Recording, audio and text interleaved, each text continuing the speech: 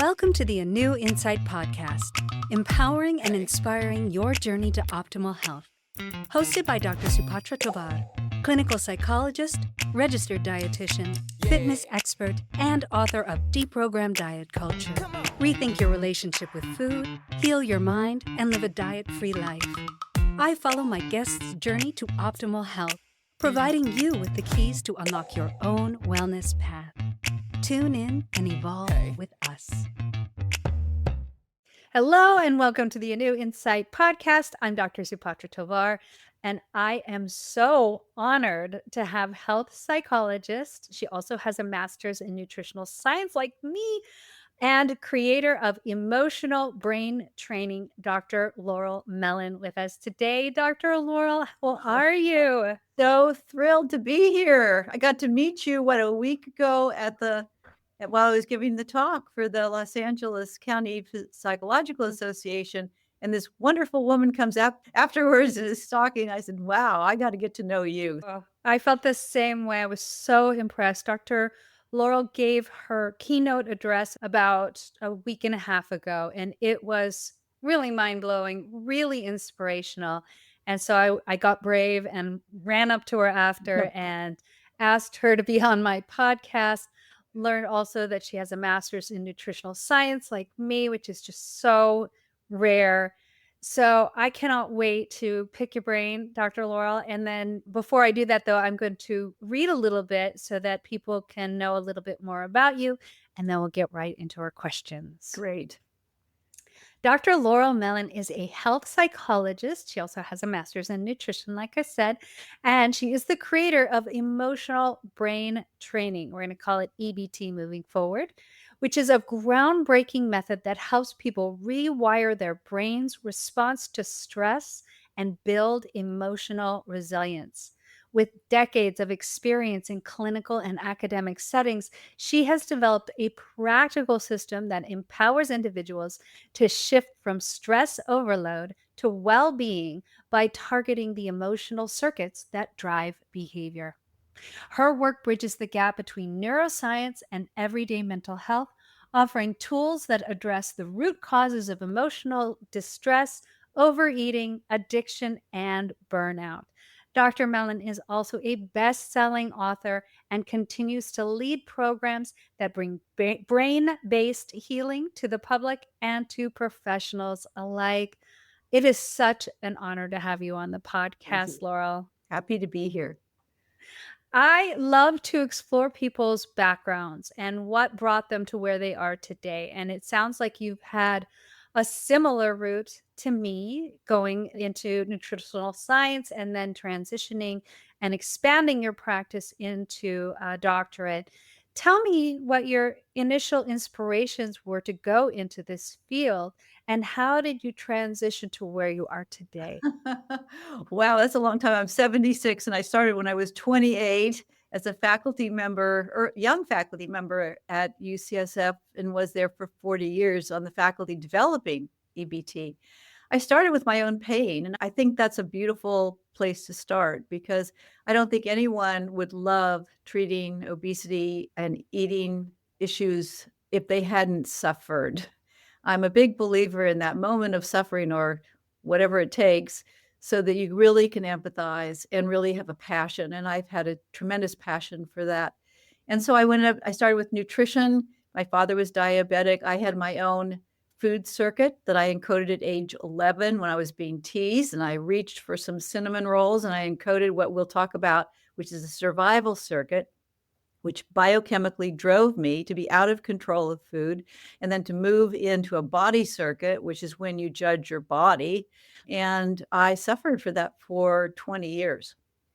And I actually used EBT, the method I'll talk about now, to take the wires that were causing that and actually erase them. They're emotional wires, and you have to use emotional tools, so you can't do it with mindfulness or thinking. So then I went in and I said, I got lucky. I was in this position where they didn't know really what to do with me because back then I was a nutritionist and nutrition was a new field. So they said, well, we have to have a nutritionist. And so I started studying the root causes of obesity in children. And I went back in the literature I knew that cognitive behavioral was not really doing it. it wasn't getting to the root cause. And I went back in the literature in 1940. This woman named Hilda Brooke, who was about 90 pounds sopping wet. She was this little tiny psychiatrist at Baylor. She had written an article saying it's about the connection early on in life.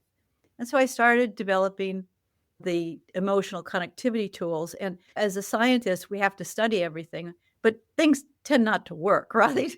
You get your hopes up that, well, all of a sudden we're seeing the kids were losing weight and keeping it off, not because they were dieting, because they biochemically didn't want the food. And so I dedicated my career to that. And then I went to adult obesity. And then it turns out the same thing applies for most health-related problems. And so there goes the 45 years. So it's been pretty exciting. Oh my goodness. If y and I do agree with you. I think that there is a personal road that we all take to become healers, and usually it is something very personal. For me, I witnessed somebody very, very close to me with an eating disorder and had extreme helplessness in terms of watching her suffer and not be able to help her. That was my inspiration. And then for me, it was really struggling in my 30s and early 40s with dieting, weight loss, weight gain, that whole cycle. And that's really what helped drive my educational journey. So, talk about those circuits that you mentioned. I think that's really fascinating. And I think a lot of people are going to resonate with this and maybe gain some new insight into it. I hope so, but the message that of all of this, because we'll be talking about neurophysiology and neuroplasticity right now, is that currently the system is not treating the root cause. And if you have a problem, and I just will say, as a woman who grew up at a certain age with the women's movement, that if you have a problem that more women are concerned about than men, and are suffering from, in terms of the suffering aspect of this than men, so we believe from the literature, can you imagine having a problem where there was a known root cause, which there has been since 2008? It's been really clear since 2008 that it's the stress circuitry in the emotional brain that gets encoded through no fault of our own, that cannot be rewired by thinking or doing. And then this is happening to women. Women are they're getting to self-blame. They're getting into doing things that aren't healthy to themselves. It's hard to accept their body because these circuits are not being rewired. But here's the idea. Even though some people are more genetically inclined to obesity than others, as a human race, we are all inclined to going to extreme with food in stress, mainly overeating. And that's because our hunter-gatherer ancestors, when they had stress, it wasn't psychological stress. They didn't live long enough to get psychologically stressed out like the rest of us do. And they didn't have as much stress coming in. It was actually that they were starving. And so there's 8 major chemicals that all of us who study obesity, there's these 8 chemicals. Mainly they are cortisol, dopamine, insulin, ghrelin, leptin, serotonin, GLP-1, and PYY. These major chemicals that we know are associated with overeating and weight gain and hungry all the time, all go haywire when we're in stress. And in this environment, most people are stressed and don't even know it. Sometimes we just go numb or we go into a false high. I go low, so I know it because I get anxious, but we're in stress. And so these 8, because the stress circuits in our brain that activate all these chemicals to go in the wrong direction are making us overeat.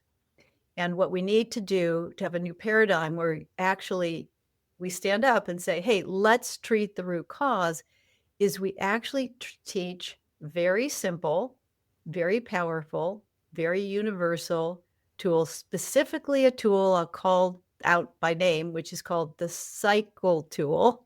Mm. And with that tool, you can identify the precise circuit that is causing you to overeat, and you can basically melt it. Basically, Wow. you can identify it and you can erase it, and then you can encode a new circuit with the message of your choosing. And we want everyone who's struggling with overeating or weight gain or weight regain or even taking medications, because people are doing that now, to have these tools as fundamental to their weight care. Oh, I think that this is phenomenal. So, really want to get into the weeds with that, but give people the overview of exactly what EBT is. If you could explain it like you're giving me the elevator pitch for it. Okay. Well, emotional brain training is a program. You can't just get an app and do it, although there's an app, because it is about your relationship with yourself. In other words, you get tools that you use with your thinking brain because you have to follow a certain pattern of a technique that you learn, and it's in the app. But the circuits that are causing the biochemical drive to judge your body, to disconnect from yourself, to over and under eat, to punish rather than relax into connecting with yourself are in the unconscious mind, the emotional brain. Okay. So what happens is you can't get into the emotional brain up until now unless you went to a therapist. And we want people to go to a therapist and use EBT, but we also want them between sessions to be empowered to use the skills themselves. So in the emotional brain, there are circuits that are encoded by your experience. And everyone who's listening or watching right now, you know, there was a moment you can remember where all of a sudden food was important to you. It wasn't just to eat because you were hungry, but you had this drive. You either shut down your mind and just went into the eating, or you maybe had a strong drive that you had to do it because you were anxious or depressed or whatever. That is not a psychological problem. Fundamentally, is that somehow a circuit, some old circuit, got encoded in your brain when you were stressed. So you had this big fight or flight circuit going here, like it was for me when I came home from school at age 11 and I was being bullied and I didn't know what to do and what to do about it. I was so ashamed, and there were cinnamon rolls there on the counter, the big ones with the white frosting on top, and I ate 3 of them. And then I felt so ashamed because I was sneaking food is what I was doing. But what I didn't realize is that in that moment, this fight or flight circuit combined with a little puny food circuit that I had, because I didn't have any food drives, or it was just food, but it looked kind of good, comes together and boom, if you don't process it emotionally before you go to bed that night, you will be stuck with a circuit in your emotional brain, specifically in the amygdala, that is extremely sensitive to stress. So I could get in a tiny bit of stress and I would have this fight or flight drive as if I was going to die if I didn't get that food. Mm. And so these circuits need to be pulled apart. So the program is this: you need to be in a group. You cannot do this as a lone island because this is the emotional brain. The best of all worlds, your therapist would be teaching this to you. And we're training psychologists, other mental health professionals, and others in EBT now. But there's also a website where you can go and you get the app and you are with other people and you practice these tools. You learn by listening to other people. You learn by practicing it with other people. And it's also really fun to do it because in about 5 minutes, someone can find their circuit in their brain and begin to rewire it. And then both people get very excited. So you start by learning how to get out of stress and go all the way to feeling great. Now, feeling great is called joy. And there are 5 levels of stress in the brain. We number 1, where your thinking brain is in charge and your chemicals are great. That circuit isn't being activated. You don't even care about the extra food because the chemicals aren't forcing it. You don't judge your body when you're in that state. And then it goes downhill from there. It's feeling good. Right here, you're in the limbic system and you're starting to get really out of control. And then the reptilian brain, all the way 4 and 5. So there's 5 levels of stress in your brain. For the first month or so, all you do is train your brain. You just do it because the brain only changes by experience. So you have to actually feel like you're stressed at times. And you use these beautiful skills that just work 92% of the time. They're very reliable and they get you to that spark of joy where the chemicals shut off. And that's Mm. called resilience. And what are the skills? How are they doing The this? skills are they just identify their number 1, 2, 3, 4, or 5. They touch on the app and they essentially, if you're usually at 4, most people are at 4 most of the time, you do something kind of strange and it's exactly what your mother told you not to do.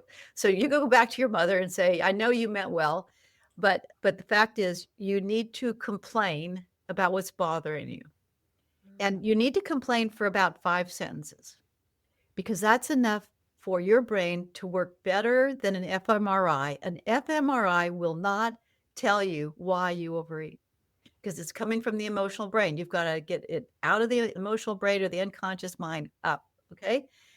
But you just complaining like a good soldier and saying, the situation is I ate last night and I was out of control and then I blame myself afterwards and it just feels terrible. That's enough to activate the circuit. Wow.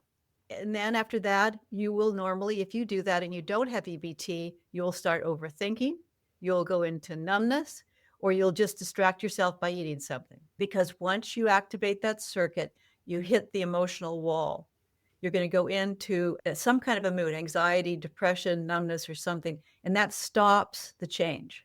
But what EBT does is it's a certain formula of emotions: angry, sad, afraid, guilty.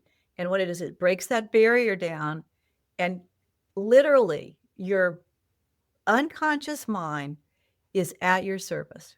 And all those times you've thought, how do I really, what's wrong with me anyway? Why am I overeating? If you answer that from your thinking brain, you will be off because the message in the unconscious mind is usually different.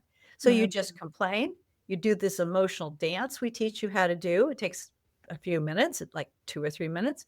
And then the brain actually wants you to heal, but you've got to stop thinking so much. Surrender to using this tool that will go into the unconscious mind. And literally, you learn how to pause and wait for these words to come up. And then all you do is say, does that ring true? And if those words ring true, you have magic because you have the message from your emotional brain, which is it's all over the place, emotional brain, match the words in your thinking brain. So when they match, you ever have that aha feeling like, oh yeah, that really rings true? Well, physiologically, that means you have brought the unconscious message from that circuit that's been making you miserable up to the conscious mind, and then you just hit it in a certain way until it is erased.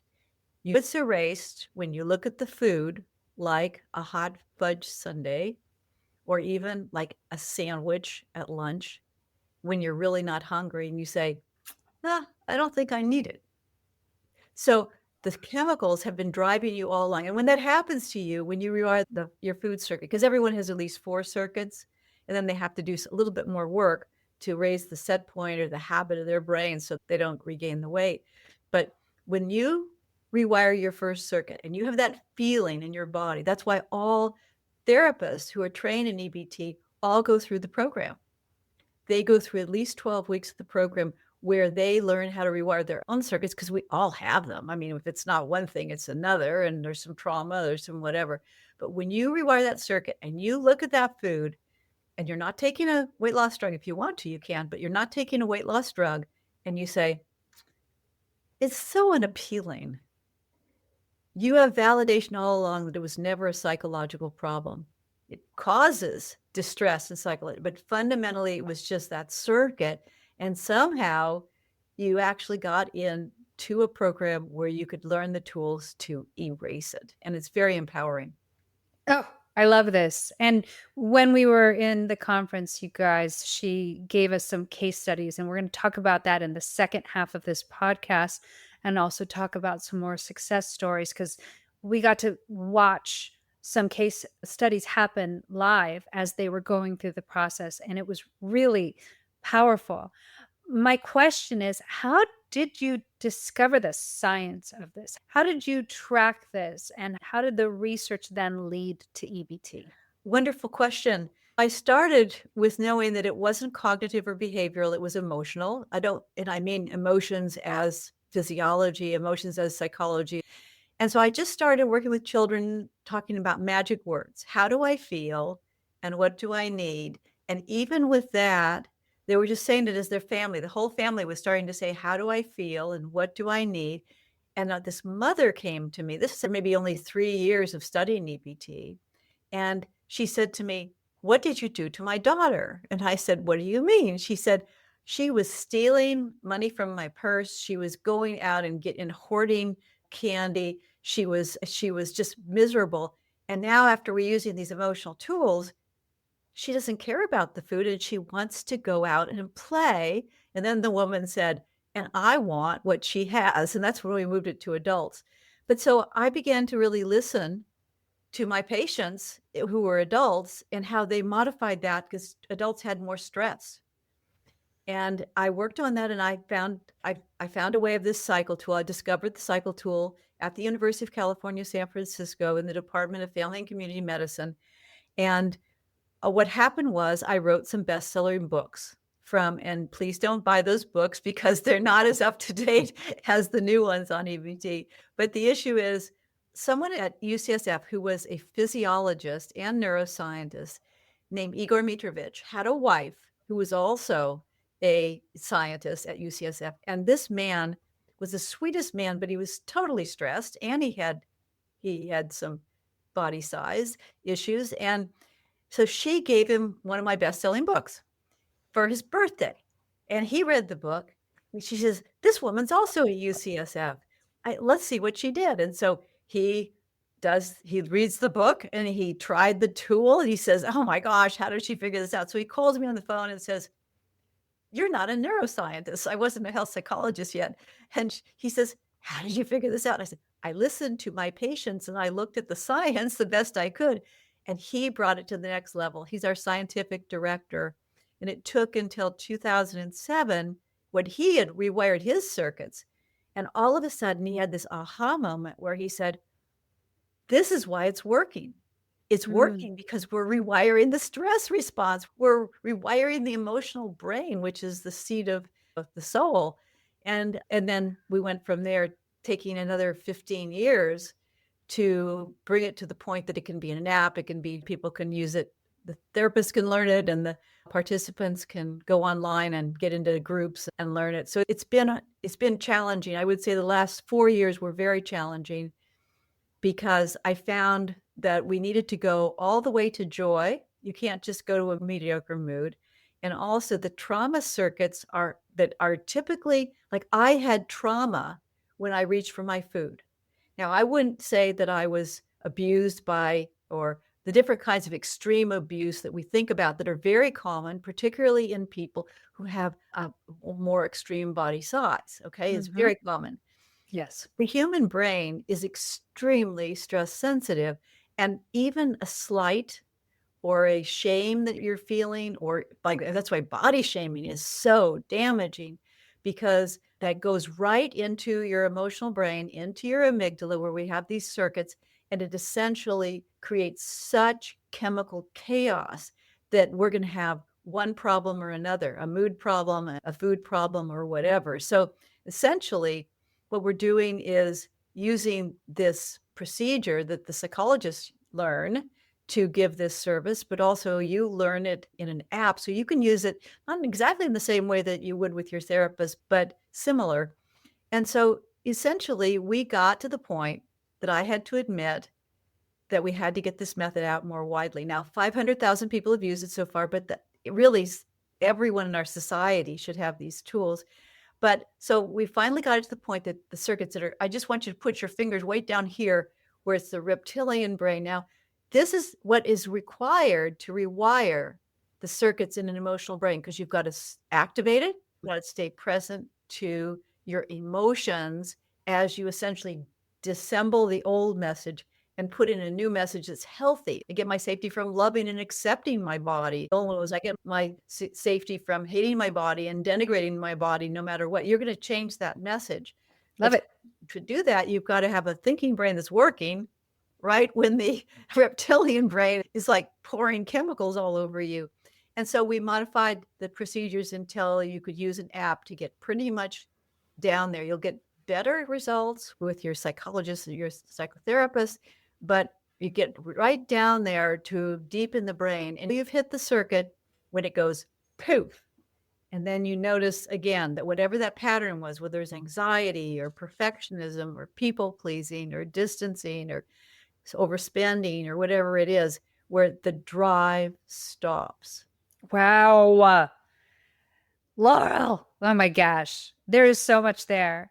You've created a method that encapsulates neuroplasticity. I think a lot of people way back in the past, this is older, that they didn't believe that you could rewire the brain. We know that's a fact now, that you absolutely can. We are studying mirror neurons. We are understanding so much more about the brain than ever before, but this is a direct application. And I don't think, I mean, maybe EMDR gets a little bit into that, but not in this direct way like you have developed. This is so fascinating. I cannot believe we're out of time for this half of this podcast. I have 80,000 more questions for you, so hang on. But it really just incredible work that you've done. I'm so honored to have you on the podcast. And everybody, you have to come back for the second half of this amazing podcast. So tune in next time for the next half with health psychologist and creator of emotional brain training, Dr. Laurel Mellin. Thanks for tuning into the ANEW Insight Podcast. Please remember, the contents shared on this podcast is for entertainment purposes only and does not constitute medical advice. You can find us anywhere podcasts are streaming, on YouTube at my.anew.insight and at anew-insight.com under the ANEW Insight Podcast tab. And follow us on our socials at my.anew.insight on Facebook, Instagram, TikTok, and Threads for more updates. Tune in next time and evolve with us.